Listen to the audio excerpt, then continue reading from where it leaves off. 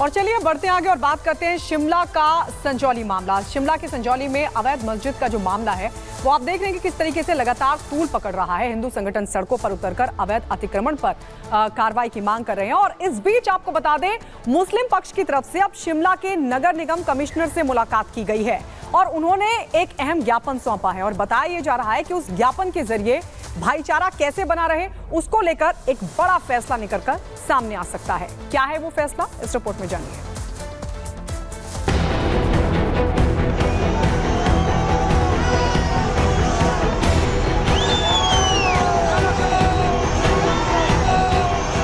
शिमला में जिस मस्जिद को लेकर भारी बवाल और सवाल थे, उसे गिराने के लिए अब खुद मुस्लिम समाज तैयार हो गया है। मस्जिद कमेटी ने ऐलान कर दिया है कि वो अवैध निर्माण को तोड़ देंगे, यानी मुस्लिम समुदाय खुद अवैध मस्जिद पर बुलडोजर चलाने को तैयार है। मस्जिद कमेटी की तरफ से बकायदा प्रशासन को ज्ञापन तक सौंपा गया और कहा गया है कि मस्जिद को सील करने या उसे ढहाने पर उन्हें कोई ऐतराज नहीं है, बल्कि वो खुद अपने हाथों से मस्जिद गिराने को तैयार है। बढ़ते बवाल के बाद मस्जिद कमेटी ने बड़ा फैसला लिया है। कमेटी अब अवैध मस्जिद को खुद गिराने को तैयार है। कमेटी ने नगर निगम के डिप्टी कमिश्नर को ज्ञापन भी दिया, जिसमें कहा गया है कि कोर्ट ऑर्डर देगा तो मस्जिद का हिस्सा तोड़ देंगे। फैसला आने तक मस्जिद की 3 मंजिल सील कर दी जाए।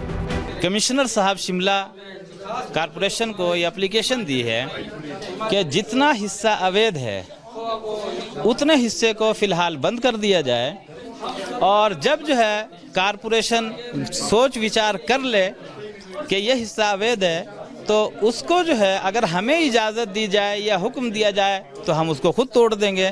बाकी जो है जो कोर्ट फैसला करेगा हम उसमें कोर्ट के फैसले को मनवाने और मानने में ताउन करेंगे। हम प्यार मोहब्बत से रहने वाले हैं और जितने भी हम हिमाचली वासी हैं या जितने भी हिंदुस्तानी हैं, हम सब एक हैं। मैं ये अपनी तरफ से ये कहना चाहता हूँ कि जो भी हमारे मुस्लिम समुदाय के लोग हैं प्यार मोहब्बत रखें और जो हमने ये डिसीजन लिया है हमने सोच समझ के लिया है। हालांकि इस पर भी लड़ाई है, लेकिन सबसे बड़ी बात तो ये है कि यह लड़ाई आपसी है, क्योंकि वक्फ बोर्ड के पूर्व अध्यक्ष कह रहे हैं कि वक्फ बोर्ड से बिना अनुमति लिए संजौली मस्जिद के इमाम का 2.5 मंजिला इमारत गिराने का फैसला करना गैर जिम्मेदाराना है। संजौली के अंदर वक्फ प्रॉपर्टी है, बगैर तहकीक के जो भी कह रहा है, कोई भी कह रहा हो, बगैर तहकीक के इतनी गैर जिम्मेदाराना बात नहीं कहनी चाहिए। जितनी गैर जिम्मेदाराना बात हमारे ये भाई कह रहे हैं ये बिल्कुल गलत है। अब सियासी लड़ाई की बात करें तो वो कहां पीछे रहने वाले थे। चाहे सपा हो या कांग्रेस सामने आए तो पलटवार करने में बीजेपी ने भी देरी नहीं की। आप आकर के बदमाशी गुंडागर्दी कैसे कर सकते हो कि ये हम इसको तोड़ेंगे? हम इतने कमज़ोर नहीं है। हम अपनी धार्मिक स्थलों की हमें उम्मीद है हमारा संविधान हमारा कानून रक्षा करेगा और हम लोग खुद भी अपनी मस्जिदों की रक्षा के लिए सक्षम हैं। 3 इसकी जो फ्लोर्स बने हैं वो तब बने थे जब कोविड काल चला हुआ था और कोविड काल के समय में किसकी सरकार प्रदेश के अंदर थी? मुख्यमंत्री जयराम ठाकुर जी थे। म्यूनिसिपल जो है आपका मेयर शिमला का वो बीजेपी का था, डेप्यूटी मेयर बीजेपी का था, जो एमसी कमिश्नर उस समय हैं वो भी बीजेपी के समय सरकार ने ही अपॉइंट किया था।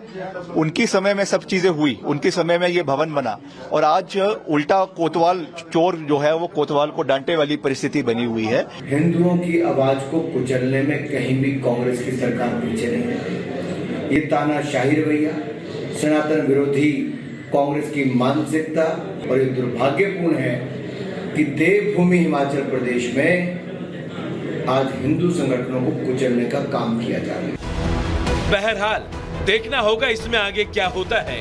इसके लिए सबकी नजरें सुनवाई और कोर्ट के फैसले पर टिकी हैं। Bureau report, Republic Bharat.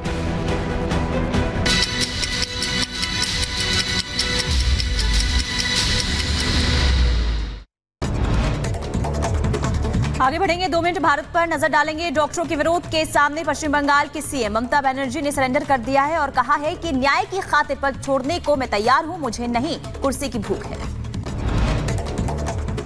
Congress के नेता उदित राज ने ममता के बयान पर किया कटाक्ष और कहा कि वो नाटकीय नेता, इस्तीफा देने का कर रही है नाटक, नहीं करेंगी रिजाइन।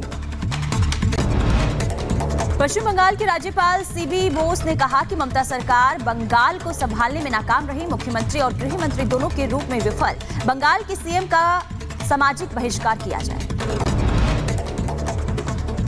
हिमाचल प्रदेश के शिमला में अवैध मस्जिद पर सियासी संग्राम लगातार जारी। मुस्लिम समुदाय ने नगर निगम को सौंपा ज्ञापन और कहा कि अवैध निर्माण को गिराने के फैसले का स्वागत। वक्फ बोर्ड के पूर्व चेयरमैन ने फैसले को बताया गैर जिम्मेदाराना।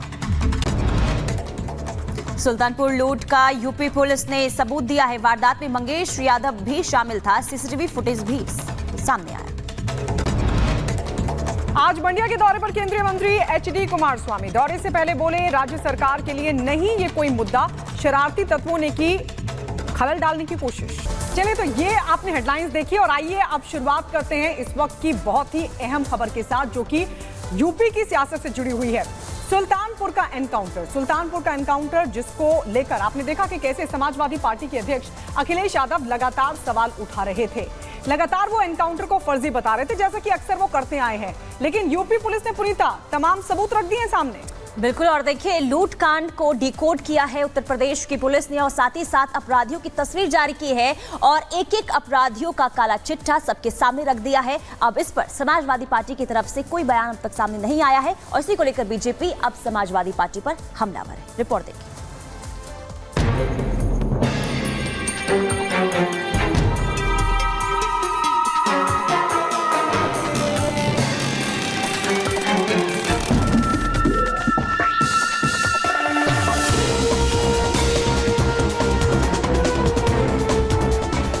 मंगेश यादव एनकाउंटर को लेकर अखिलेश यादव सियासी वार कर ही रहे थे, फर्जी एनकाउंटर करने का आरोप लगा ही रहे थे कि यूपी पुलिस ने एक एक सबूत पेश कर दूध का दूध पानी का पानी कर दिया और अखिलेश के दावों की धज्जियां उड़ा दी। साफ कर दिया कि मंगेश यादव सुल्तानपुर में हुई लूट में शामिल था। दुकान में लगे सीसीटीवी में उसकी तस्वीरें कैद हुई हैं। हालांकि इसके बाद भी अखिलेश नहीं माने। पुलिस की सफाई के जवाब में प्रेस कॉन्फ्रेंस करते हुए पुलिस की कार्यप्रणाली पर ही सवाल खड़े कर दिए। कोई ऐसा व्यक्ति नहीं है जो न जानता हो कि भारतीय जनता पार्टी की सरकार में झूठे एनकाउंटर हो रहे हैं, हत्या की जा रही है। जो मंगेश यादव की हत्या हुई है, गांव से लेकर के आसपास के लोग जानते हैं कि पुलिस रात में आई थी, उठा ले गई, पुलिस उठा करके लेके गई एसटीएफ। और सोचिए आप कैसी कहानी गढ़ी गई कि उसके पास नया बैग था, अमेरिकन टूरिस्ट बैग बताया गया, और जब बैग खोला गया तो उसमें भी कपड़े नए मिले शोरूम से खरीदे हुए। अखिलेश यादव तो आरोप लगा ही रहे हैं, लेकिन अब आप सुनिए डीजीपी प्रशांत कुमार का बयान और फिर तय कीजिए कि अखिलेश के दावों में कितना दम है। वीडियो में दिखा दिया गया, उसमें हमने पॉइंट करके भी बता दिया कि कौन आदमी कौन सा अपराधी है। इसके बाद से किसी तरह की कोई शक शुबा की गुंजाइश नहीं है। हम कोर्ट में इस चीजों को प्रूव करेंगे। जिन सबूतों की बात डीजीपी प्रशांत कुमार कर रहे हैं, जो सबूत उन्होंने मीडिया के सामने रखे, अब हम आपको वो सबूत भी दिखा देते हैं। सबूत नंबर 1, मंगेश की बहन का बयान। जौनपुर पुलिस ने मंगेश यादव की गिरफ्तारी से पहले उसके घर में दबिश दी थी। इस दौरान मंगेश की बहन ने 2-3 महीने से मंगेश के बाहर होने की बात कही थी, लेकिन जब एनकाउंटर हो गया तो उसी बहन ने मंगेश को जबरदस्ती घर से उठा ले जाने का दावा कर दिया। यहाँ नहीं है। तुम्हारा नाम क्या है? हमारा नाम प्रिंस यादव। प्रिंस यादव। क्या लगती हो मंगेश के? उनकी बहन है। मंगेश कै बार जेल गए हैं? सर 2 बार। 2 बार? कहाँ से? सर जौनपुर से एक बार सुल्तानपुर से। अच्छा। वो खा के मार के हिंसा हो रहे हैं। कितने दिन से गए हैं बाहर? अरे होगी 2-3 महीने। 2-3 महीने से? हाँ। अरे होगी 2-3 महीने। 2-3 महीने से? हाँ। सोमवार को 2 बजे रात को आके जबरदस्ती लेकर गए और हम लोग पूछने लगे तो बोले कि